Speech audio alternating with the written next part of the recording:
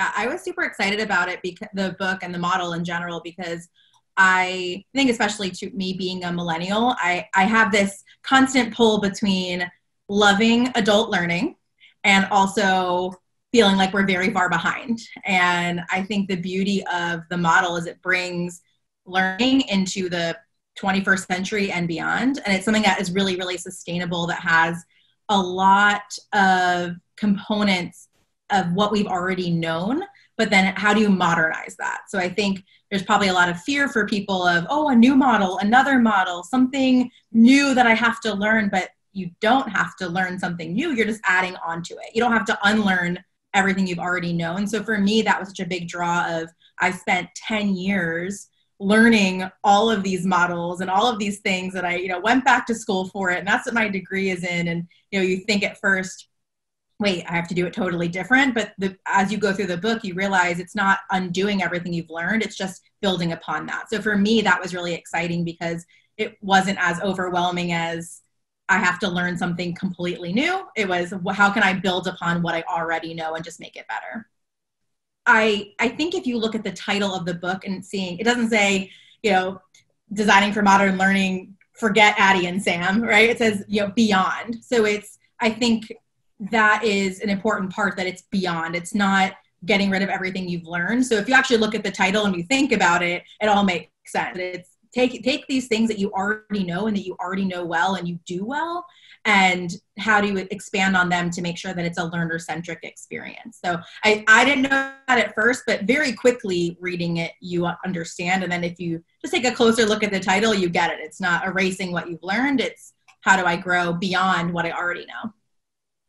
Yeah, so for me, incorporating from this new model, it really is two main things. So the first is the personas. So I think for me, that was something that when I develop content, I usually develop with one person in mind, and actually being able to say, nope, how do I take a look at all of my learners and what their different experiences are and how they learn. And again, those are all things that we already know, that we've already been trained to do, but looking at it from how do I actually summarize this and create a persona of who I'm going to be facilitating to or training.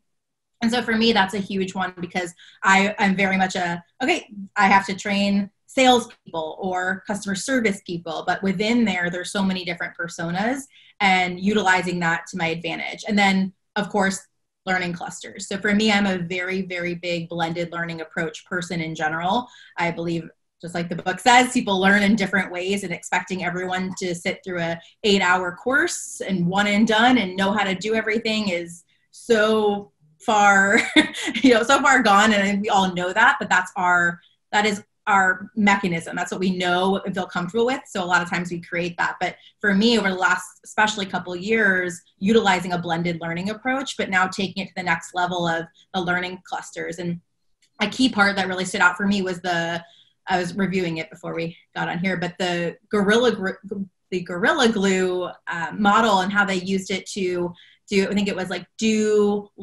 read, act, really being able to say, here's the topic, you can learn about it, but you can learn about it whichever way you want to learn about it. So I think, for me, the personas and then the clusters really put the learning back into the learner's hands. And if you think back to what we all know and what you learn when you learn how to train people, and you look at, andragogy and really going back into adult learning theory, really giving people autonomy over their learning is one of those fundamental things that we always learn.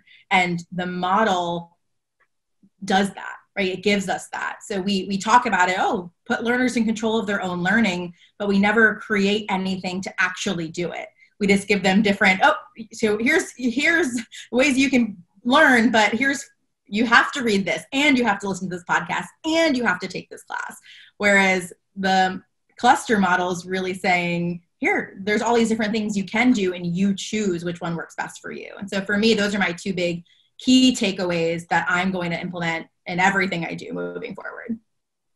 Oh, I think, just like I said too, so changing my own learning design, really getting into the personas. I think that's, for me personally, a very big area that I have never really explored and never really thought about it. And you think about it in marketing, not that I'm a marketing expert, but in marketing, that's, you look at, who's your audience, who am I targeting? And for me too, starting my own consulting business, and I have my own course that I sell too, and marketing's not my strength, but talking to people who are, it's like, well, who's your audience? Who's your target demographic? Who are you focusing on?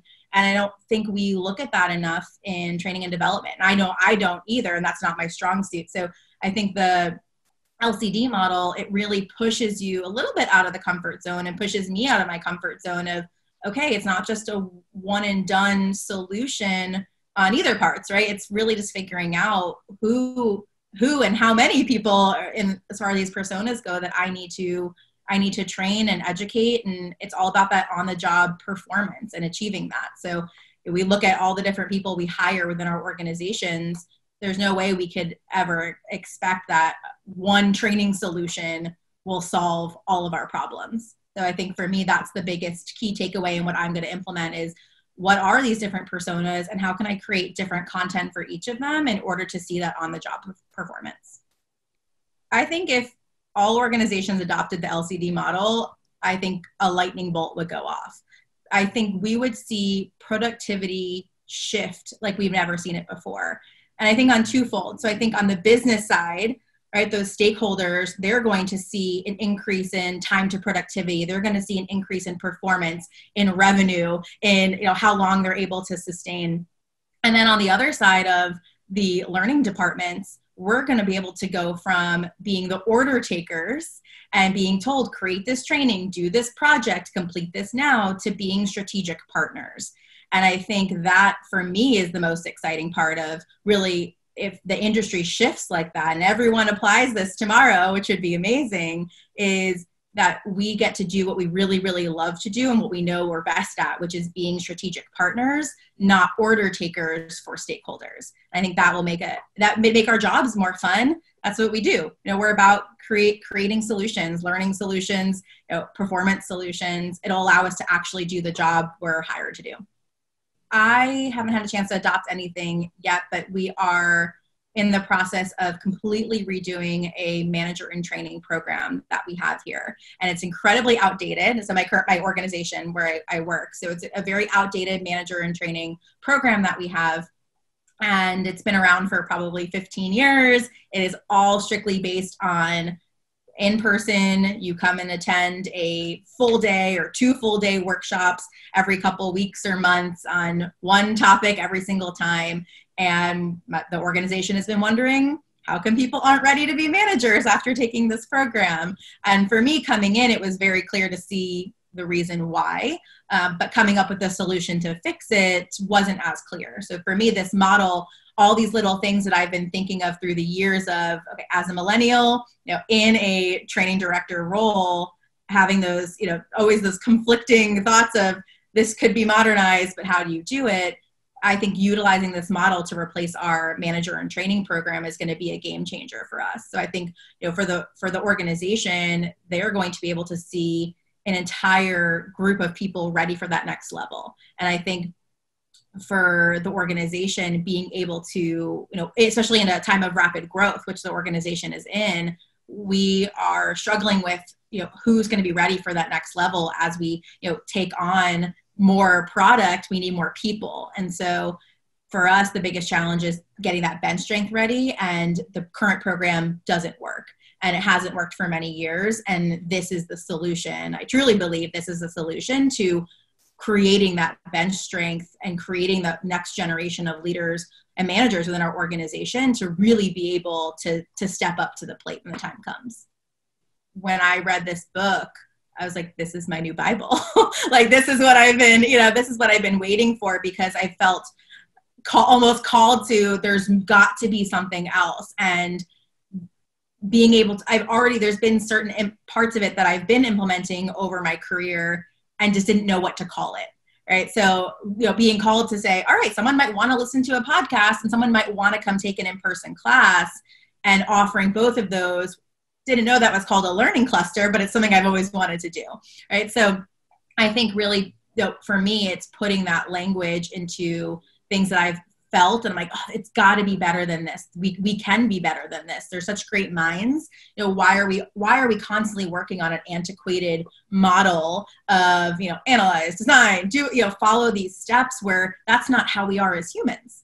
Right? You don't wake up every day and say, okay, I'm gonna do this and that and this. No, life comes in the way, and oh, you know, I got hit by a car. Or, you know, my, you know, dog's barking in the background on my Zoom call. You know, you have to constantly pivot and adjust, and we don't do that a lot in the learning world, right? We create, we deliver, we put it on the shelf, and we move on to the next. And this is more of that evolving. How do we continue to make things better as we go along, given our learners' experiences that are happening to them on a day-to-day basis?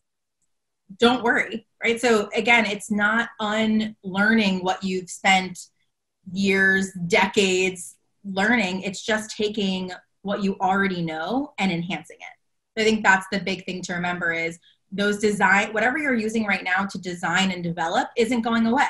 And the book's really clear on that. Like, use whatever tools, methodology you want to design and develop. That's just a piece of the puzzle. So you already have the L&D leaders already have a piece of the puzzle. They already know what they're doing. This is just adding on to it to make it even better and create that learner-centric experience, which we all want. Right? I don't think anyone gets into this industry and thinks, I don't want to create for the learner. Susie.